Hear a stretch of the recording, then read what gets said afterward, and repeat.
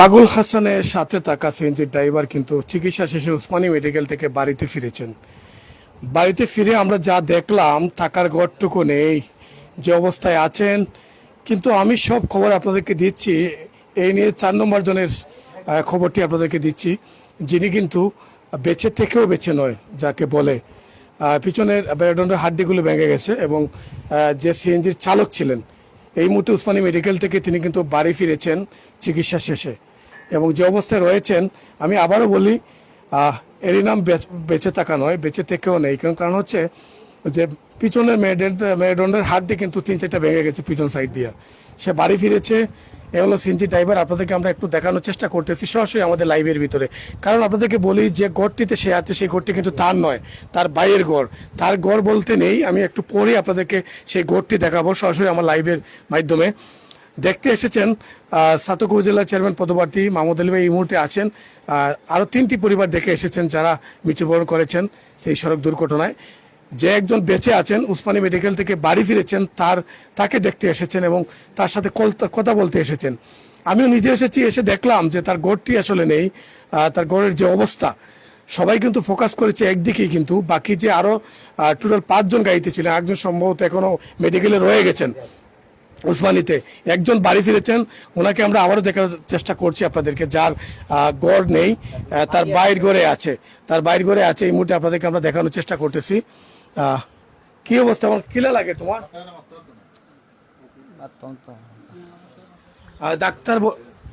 Doctor বলে দিয়েছে আসলে কথা বলা যাবে না, তারপরে আমি চেষ্টা করেছিলাম। মাহমুদ আলী ভাই, আপনি এসে কি দেখলেন এবং এই নিয়ে 4জনকে দেখলেন, আপনি 3জন পরিবারকে সান্ত্বনা দিয়ে আসলেন, এই পরিবারটা সম্পর্কে কি বলবেন, যেহেতু তার গড় নেই? আসলে ধন্যবাদ ফয়সল সাতাত্তর আমুজকে। আসলে আমার মনটা খুব খারাপ হয়ে গেছে, দুঃখ পরাকান্তরে দুনিয়া বলতে হয়। আসলে ভাই আমার সিএনজি ড্রাইভার আছে, সে আর সেও সাথে ছিল। হয়তো মা বাপর দোয়া, আল্লাহর রহমতে সে বেঁচে আছে এখনো পর্যন্ত। তারও অবস্থা আসলে মেরুদণ্ড একটা ভাঙিয়ে গেছে।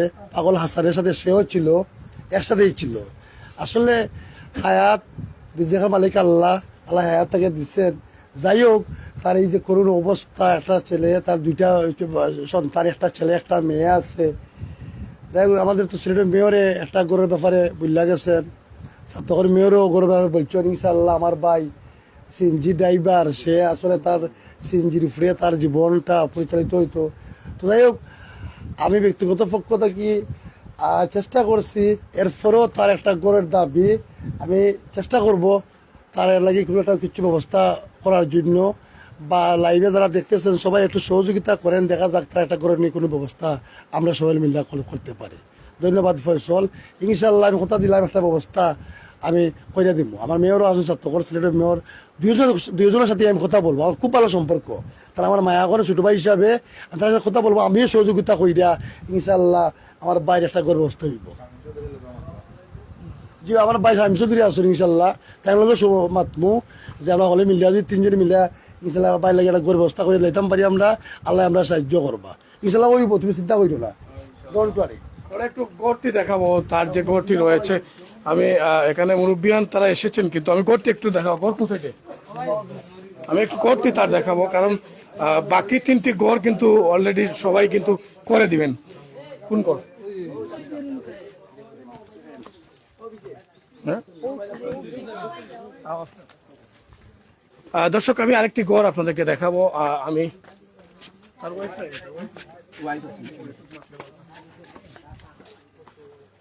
দর্শক, এই গড় আপনাদের। আসলে আমি গড়ে ঢুকছি কি কই ঢুকছি নিজেও জানি না, যে অবস্থায় তারা কিন্তু এখানে থাকেন। আপনি একটু আসেন, আপনার সাথে একটু কথা বলি। আমি মুখটা বেঁধে চলে আসেন, সমস্যা নেই। আপনাদের এই গড় কিভাবে থাকেন? এই গড়ে কি করবো ভাই, অনেক কষ্ট পড়ে গেছি। আমার স্বামী সিএনজি ড্রাইভার করে, মানে অন্য গাড়ি চালায়, নিজের গাড়ি না।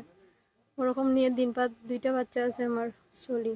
পাগল হাসান ভাইয়ের সাথে সবসময় থাকতা, ওই আর কি, দিন আনি দিন খাই। চিকিৎসা যে হলো, চিকিৎসা টাকাটা কে দিল? চিকিৎসার টাকা আমি নিজে ঋণ করে আনেছি, 50-এর উপরে গিয়ে আসছে। দিনের টাকা। জি। বাচ্চা কাচ্চা কজন আপনি? আমার এক ছেলে এক মেয়ে। এক ছেলে এক মেয়ে। ছেলে বয়স কত? ছেলের বয়স 5 বছর, মেয়ের 7 বছর। 7 বছর। জি। এখন সহযোগিতা কি সবাই চাচ্ছেন আপনার করার জন্য? জি, আমি সবার কাছে চাচ্ছি যেন আমাকে সবাই হেল্প করুন, আমার স্বামীকে সুস্থ করবার মতো সুযোগ সুবিধা। আপনার কোনো বিকাশ নাম্বার আছে? জি আছে। একটু বলেন তো বিকাশ নাম্বারটা। মুখস্থ আছে? 01791 554419। আস্তে আস্তে বলেন, একটু আস্তে বলেন। 01791 554419। online।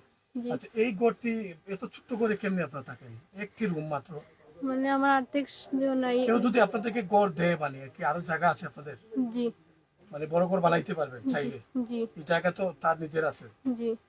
তো এই যে যেদিন সে সিএনজি নিয়ে বের হলো রাত্রে, কয়টা বাজে আপনি বলতে পারেন? এখন দিনের বেলা 12টার সময় বাড়াইছেন, মানে ওদিন আর বাড়িতে আসে নাই, হাসান ভাই এখানে আসলো সারা রাত। সারা দিকে হয়েছে। জি। যাই হোক, আপনি যদি সহযোগিতা চান আমার লাইভে বলতে পারেন, এখানে অনেক মানুষ জি, আছে, আমি 500 মানুষ আছেন। সকলের কাছে চাই যেন আমাকে কেউ সহযোগিতা করে। আর আর আমি অন্য গাড়ি চালাই, ও গাড়িটাকে একটু ঘুরে। গাড়িটা এখন কোন অবস্থায় আছে? গাড়ি এখন থানাতে আছে। থানাতে আছে না? জি। যে আপনার হাজবেন্ডের কোনো ভাই আছে? আর জি আছেন তারা তারা কি আরো আলাদা না দুইজন। একসাথে আপনারা? জি না, আমরা আলাদা আলাদা। আলাদা আলাদা। জি। এখন যদি আপনাদেরকে আবার বলছি, ঘর যদি দিতে চায়, মানে কি আরো জায়গা আছে আপনাদের? বড় ঘর দিতে পারবেন? জি। জি। জায়গা আছে আরো? জি, আপনি দেখতে পারেন, আমরা অভিজ্ঞতা নাই ঘর বানানোর। ধন্যবাদ। আসলে আমি একটু ঘরটি আপনাদেরকে দেখাবো আবারও। যিনি এখানে আছেন ঘরের ভিতরে, আমি বিকাশ নম্বর বলে দিয়েছি, আমি ক্যাপশনে আবার বিকাশ নম্বর দিয়ে দেবো। যারা এই মুহূর্তে আছেন, সিএনজি ড্রাইভার কিন্তু বাড়ি ফিরেছেন চিকিৎসা শেষে। যেভাবে ফিরেছেন দেখে অনেকটি কষ্ট লেগেছে, কারণ এখনো তার কিন্তু সেই আঘাত রয়ে গেছে এবং কখনো সে কাম করে কিন্তু খেতে পারবে এমনটাই তার মাঝে নেই, কারণ তার পিছনের 3-4টি মেরুদণ্ডের হাড্ডি কিন্তু ভেঙে গেছে। দর্শক, আমি সেই বাড়িতে রয়েছি, দেখেন ছোট্ট একটি করে তারা কিন্তু আছেন এই মুহূর্তে। তারা গেছেন কি? আর সাথে থাকুন আমাদের, আমি ঘরটি একটু আপনাদেরকে দেখাচ্ছি আবার। যুক্ত থাকেন আমাদের সাথে, কে কোথায় থেকে যুক্ত আছেন। এই ঘরে কি মানুষ থাকে? মানুষের যে অবস্থান আপনারা দেখতে পেয়েছেন, ছোট্ট একটা ঘর নিয়ে কিন্তু সবাই বলছেন যে সিএনজি ড্রাইভারের সাথে কথা বলার জন্য। আজকে আপনাদেরকে সিএনজি ড্রাইভার দেখালাম, সে কিন্তু কথা বলতে পারবে না, ডাক্তার নিষিদ্ধ করে দিয়েছে। তারপরেও আমরা চেষ্টা করেছিলাম কথা বলার জন্য, কিন্তু তার পরিবার কেমন আছে আমরা সেই আপডেট খবরগুলো আপনাদেরকে দিচ্ছি, কোন অবস্থায় তার পরিবার রয়েছে।